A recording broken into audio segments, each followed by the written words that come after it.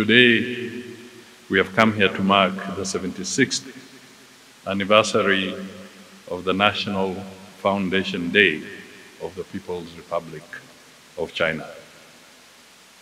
We value, as Kenya and as Africa, the strong partnership that China has built with the African continent and African nations. Through the FOCAC arrangement, great strides have been made, spanning aspects of infrastructure and broad governance issues and technological transfer between the two, that is China and the African continent, and we think that this relationship has definitely yielded positive results for our two countries. I was one of the people at the Changsha session, and indeed the conversations there reflected a lot on the strong partnership between Africa and China. The second point I want to highlight is that as Kenya, something important is going on. We have a delegation today in China, which is in deep negotiation so that within the framework arrangement of FOCAC and the pronouncement about China offering Africa the free or the preferential trade agreements for products in Africa, Kenya has a delegation negotiating its portion of arrangement with the Chinese government, and we hope that in a few weeks' time we shall be able to report progress indicating that we have struck a deal within the free preferential trade arrangements. This is critical for us, critical for Africa, bearing in mind that we are seeing a lot of volatility in the trading arena. So if African countries, and I think one has already concluded, Kenya may be perhaps the next one, we believe that Africa requires predictable, reliable, consistent trade arrangements with its partners.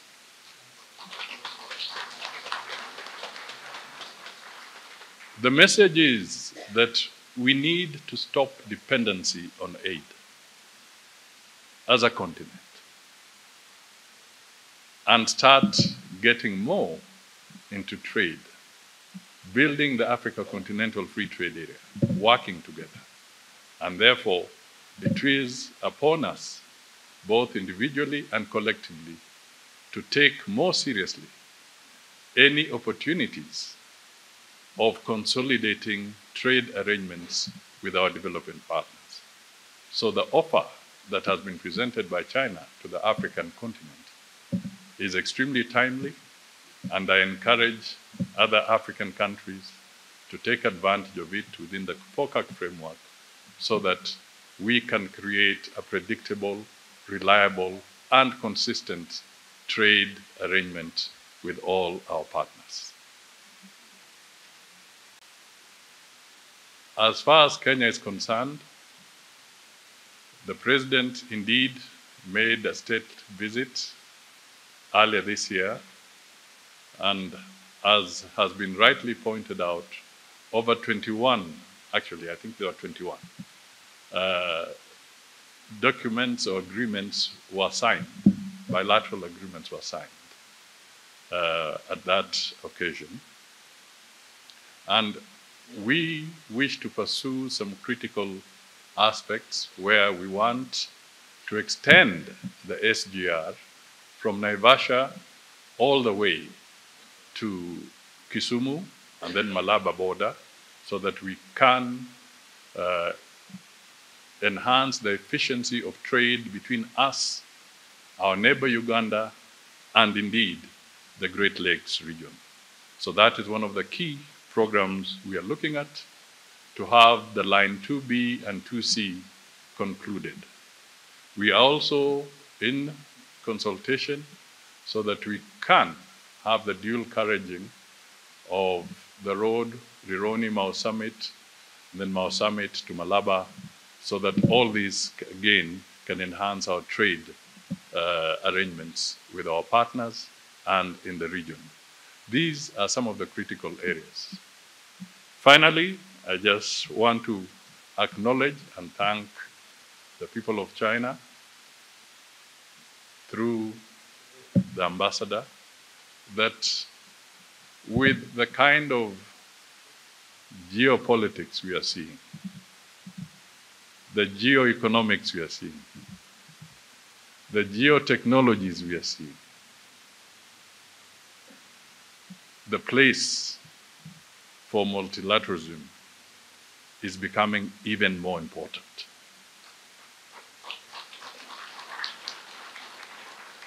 And a strong message that will continue to send the signal that the absence of multilateralism is dangerous for humanity is extremely essential at this point in time. We will not be able to deal with the conflicts that we see if we disrespect or weaken or undermine multilateralism.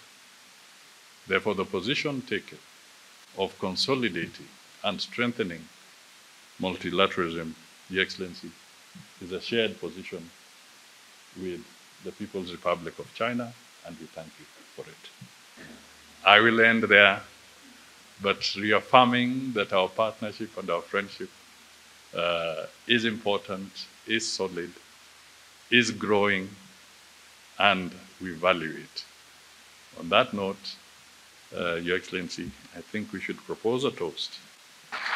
Please join us in a toast to the prosperity and the well-being of our great nations of China and Kenya, to our friendship which endures as Mount Kenya, and to the good health of my all distinguished guests and your families. Cheers. Cheers.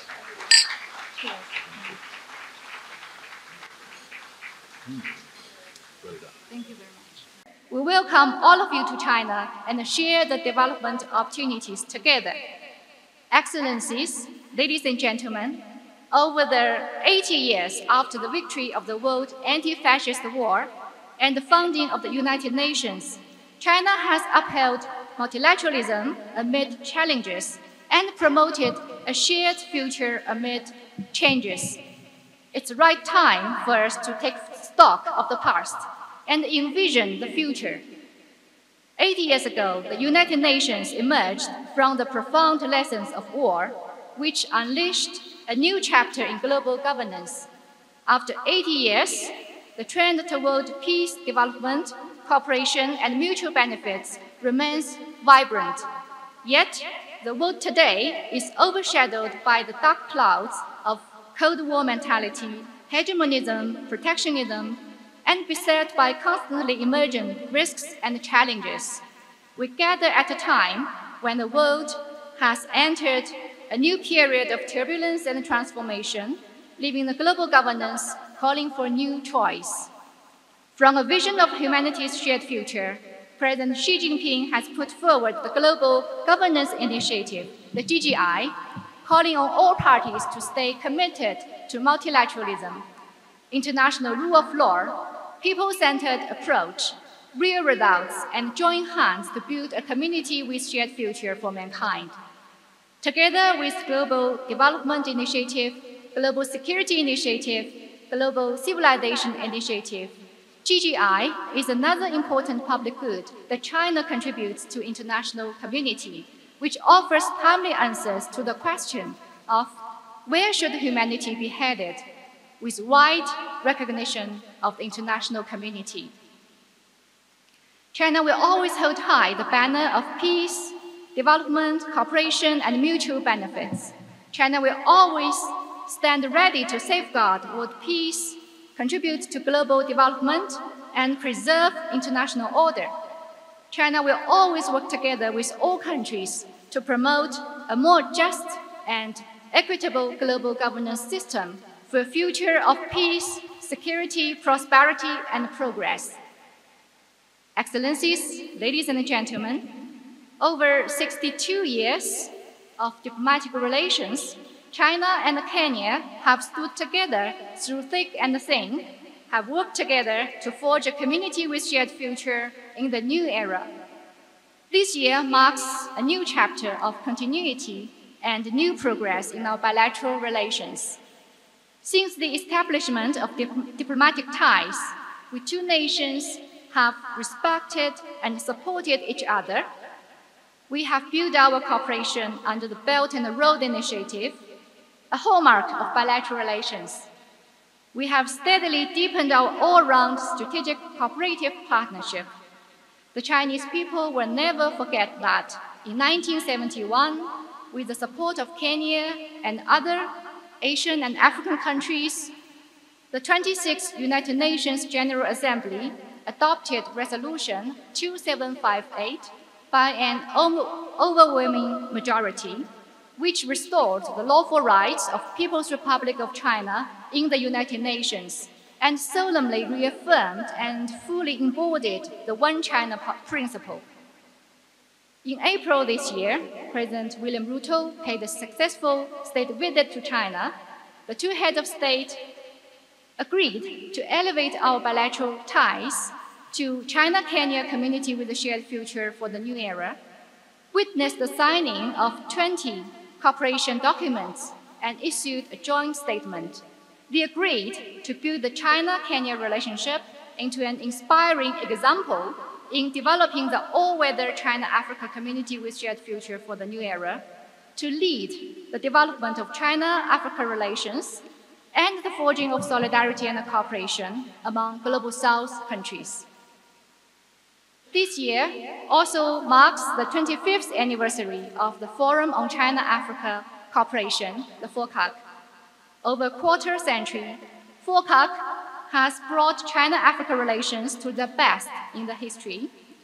In June, President Xi Jinping announced to expand zero-tariff treatment for 100% of tariff lines for 53 African countries with which China maintains diplomatic ties, including Kenya. We jointly issued the Changsha Declaration to demonstrate our firm resolve to promote mutual development and joint prosperity. China will work with Kenya to ensure the zero-tariff measures take effect at an early date so that our peoples can benefit sooner from our cooperation. This year also marks my first year serving as Chinese ambassador to Kenya. I have been deeply honored and fully aware of my great responsibilities. Upon my arrival, I expressed my readiness to work with Kenyan friends to start a new chapter in our friendship. This year, we have witnessed frequent high-level exchanges. The bilateral culture and tourism season is in full swing. The number of Chinese tourists coming to Kenya is increasing. All-round cooperation is in steady progress. None of this could be possible without the support of you, my friends, from all sectors in both countries, for which I would like to say thank you. Thank you.